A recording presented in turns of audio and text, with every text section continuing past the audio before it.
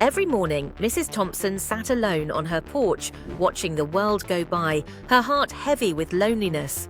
One chilly afternoon, a ginger cat appeared, curling up beside her feet without hesitation. Surprised, but comforted, Mrs. Thompson gently stroked the cat's soft fur. The cat purred, his warmth melting her isolation.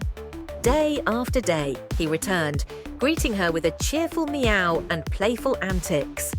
Soon, Mrs. Thompson's laughter echoed through the neighborhood, her spirits lifted by her new feline friend. Their bond became a daily reminder that love can find us in the most unexpected ways.